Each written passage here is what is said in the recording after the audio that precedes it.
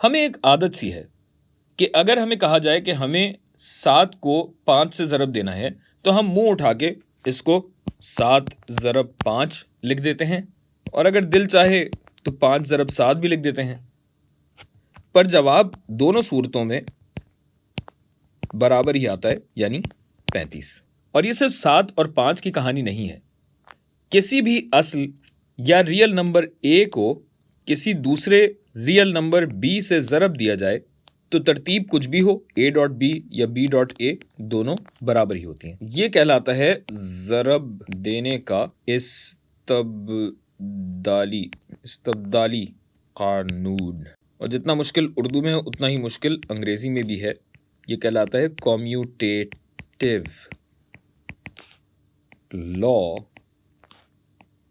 Of multiplication. ये तो हो गया नंबर्स में, मगर क्या मैट्रिसेस में भी ऐसे ही होता है?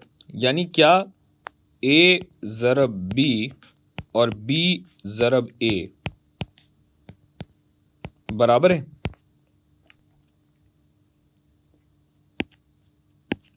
बराबर हो सकते हैं, बराबर हो सकते हैं। और क्या ऐसा हमेशा हो सकता है? मैं तो कहता हूं ज्यादा सोचे नहीं, करके देख लें। रियाजी करके ही सीखी जाती है। क्या हुआ, डर गए? अच्छा चलिए मेरे साथ कर लीजिए। भाई फर्ज कीजिए ये दो मैट्रिसेस हैं ए और बी, और इन्हें ज़रब देने के बाद जवाब आता है मैट्रिक्स सी। ज़रा खुल के काम करते हैं, कॉन्फिडेंस के साथ। अब ए का ऑर्डर मैं आपको देता हूं 5/2 और बी का ऑर्डर मैं आपको देता हूं 2/3। तो जल्दी से बताइए क्या ये मल्टीप्लिकेशन मुमकिन है? बिल्कुल मुमकिन है, क्योंकि ए के कॉलम और बी की रोज बराबर हैं। तो अब सी का ऑर्डर आप बताइए कि क्या होगा? बिल्कुल सही जवाब मेरे भाई, ये ऑर्डर होगा 5/3। सबको भी मैं पिंक कर दूं, ये और ये। कितना खूबसूरत लग रहा है ना? अब यही मंतक लगाते हुए ये बताइए कि अगर ये तरतीब उलट दी जाए, अगर b ज़रब a करूं तो क्या जवाब c आएगा? इसके लिए भी ऑर्डर देख लेते हैं। b का ऑर्डर है 2/3, जबकि a का ऑर्डर है 5/2। अरे बाप रे, ये तो मुमकिन ही नहीं है भाई, सब लुट गया, बर्बाद हो गया। नहीं, इतने मसाइल भी नहीं है।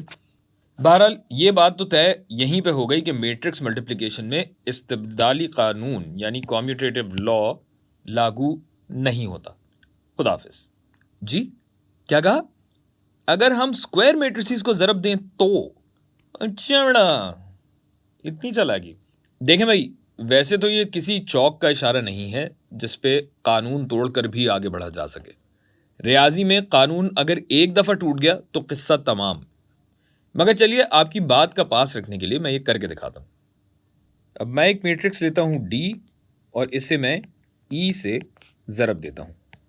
ये कह लीजिए है 1 2 -3 -4, और E को मैं कह देता हूं -2 0 0 और 3। इन दोनों को पर्पल कलर में ज़रब देंगे तो ये बनेगा। मल्टीप्लिकेशन आप अच्छे तरीके से सीख ही चुके हैं। 1 ज़रब -2 और 2 ज़रब 0। 1 ज़रब -2 हुआ -2 जमा 0। 1 ज़रब 0 और 2 ज़रब 3। 1 ज़रब 0 0 जमा 2 3 6। फिर होगा -3 ज़रब -2 -4 ज़रब 0। ये हो गया माइनस माइनस प्लस, 3 दूनी 6 जमा -4 ज़रब 0 0। और फिर ये हो जाएगा -3 ज़रब 0 -4 ज़रब 3 -3 ज़रब 0 0 -4 ज़रब 3 -4 3 12। ई बनेगा भाई -2 6 6 और -12। अब हमें करना है ई ज़रब डी। अब ये भी मैं ही करके दिखाऊं? पैसे होते हैं भाई इस काम के, चलें लेकिन करके दिखाते हैं। आपकी तसल्ली के लिए और कंपनी की मशहूरी के लिए कुर्बानी दे ही देते हैं। सही है भाई, 1 2 -3 -4 और ये ज़रब दिया। कोई इशू नहीं है वैसे। -2 ज़रब 1 और 0 ज़रब -3, -2 ज़रब 1 हुआ -2 जमा -3 ज़रब 0 0, फिर ये हो जाएगा -2 ज़रब 2 -4 जमा 0 ज़रब -4 0, और फिर अगर यहाँ पे आएंगे तो 0 जमा 1 0 जमा 3 ज़रब -3, ये हो जाएगा -9, और 0 ज़रब 2 0 जमा 3 ज़रब -4, ये भी हो जाएगा -12। तो ये बना -2 -4 -9 -12। यानी अगर ज़रब देना मुमकिन हो भी तब भी इस्तिब्दाली कानून नहीं लगता। खुश हो गए, सुकून मिल गया। मैं पहले ही कह रहा था कानून मत तोड़ो। अब चालान कटवाओ जाके, मैं जा रहा हूँ। खुदा हाफ़िज़।